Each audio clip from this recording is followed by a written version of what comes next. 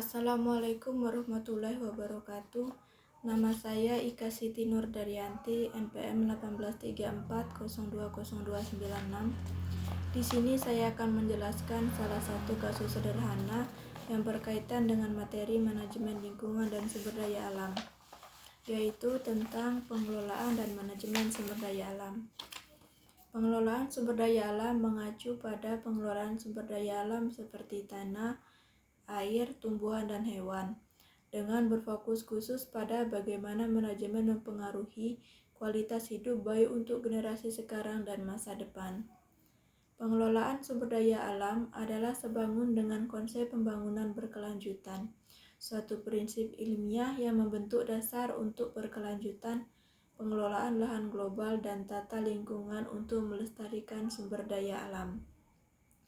Pengelolaan sumber daya alam secara khusus berfokus pada pemahaman ilmiah dan teknis sumber daya, ekologi, dan pendukung daya hidup sumber daya itu. Istilah manajemen lingkungan juga mirip dengan pengelolaan sumber daya alam, yaitu suatu proses pengelolaan sumber daya alam secara sistematis yang mencakup berbagai aspek penggunaan sumber daya alam seperti ekonomi biofisik, sosiopolitik, dan memenuhi tujuan produksi produsen dan pengguna langsung lainnya seperti keamanan pangan, profitabilitas, keengganan risiko, dan juga tujuan dari masyarakat yang lebih luas, misalnya pengentasan kemiskinan, kesejahteraan, generasi mendatang, dan pelestarian lingkungan. Hal ini berfokus pada keberlanjutan dan pada saat yang sama mencoba untuk menggabungkan semua stakeholder dari tingkat perencanaan itu sendiri guna untuk mengurangi kemungkinan konflik di masa depan. Ketersediaan sumber daya alam untuk memenuhi kebutuhan dasar dan tersedianya cukup ruang untuk hidup pada tingkat kestabilan sosial tertentu disebut daya dukung lingkungan. Singkatnya, daya dukung lingkungan ialah kemampuan lingkungan untuk mendukung kehidupan semua makhluk hidup. Di bumi ini, penyebaran sumber daya alam tidak merata letaknya. Ada bagian-bagian bumi yang sangat kaya akan mineral, ada pula yang tidak. Dan ada juga yang baik untuk pertanian dan ada pula yang tidak. Oleh karena itu, agar pemanfaatannya dapat berkesinambungan, maka tindakan eksploitasi sumber daya alam harus disertai dengan tindakan perlindungan. Pemeliharaan dan pengembangan lingkungan hidup harus dilakukan dengan cara yang rasional, antara lain sebagai berikut. Yang pertama, memanfaatkan sumber daya alam yang dapat diperbarui dengan hati-hati dan efisien, seperti air, tanah, dan udara. Yang kedua, menggunakan bahan pengganti, misalnya hasil metalurgi atau campuran. Yang ketiga, mengembangkan metode menambang dan memproses yang efisien serta pembaruannya atau pendaur ulangannya. Yang keempat, melaksanakan etika lingkungan berdasarkan falsafah hidup secara damai dengan alam.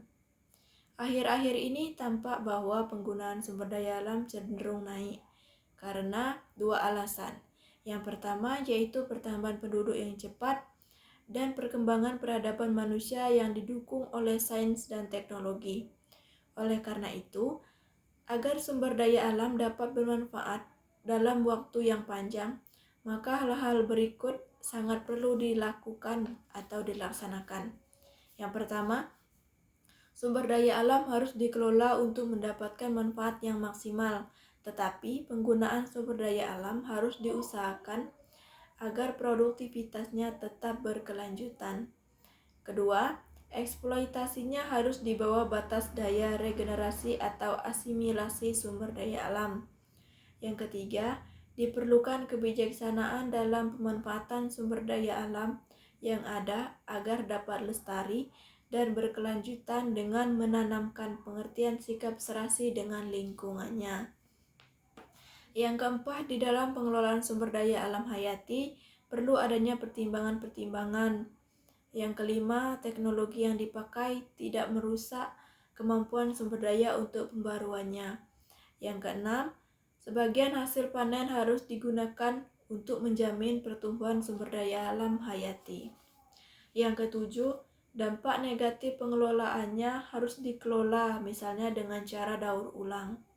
Dan yang terakhir, kedelapan, pengelolaannya harus secara serentak disertai proses pembaruannya pula.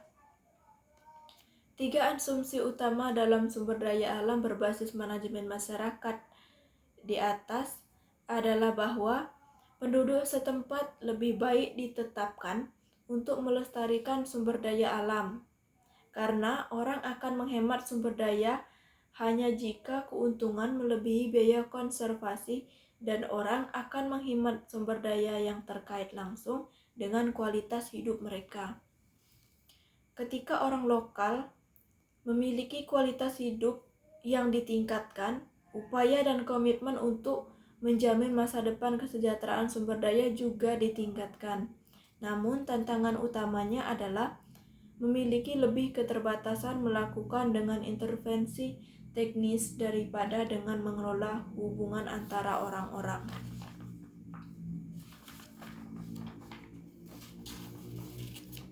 Nah, pesan yang dapat disampaikan oleh pengalaman kasus sederhana di atas adalah cara yang paling efektif untuk memperkenalkan sumber daya alam adalah untuk melibatkan pengguna sumber daya dan pemangku kepentingan lokal lainnya dalam berbagai inovasi yang memperkuat mata pencarian mereka.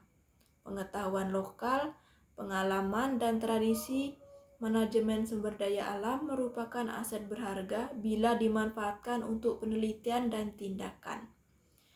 Memahami dan menggambar atas aktivitas tersebut mengarah ke inovasi manajemen sumber daya alam lebih berhasil daripada ketika pengguna lokal diperlakukan sebagai pengamat uninformed untuk diserahkan solusi tersebut kepada para ahli dan dikemas skema pengaturan oleh pemerintah.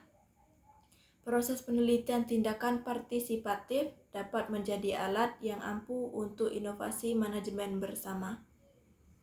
Sekian salah satu kasus sederhana yang dapat saya sampaikan. Kurang lebihnya saya mohon maaf. Akhir kata, wassalamualaikum warahmatullahi wabarakatuh.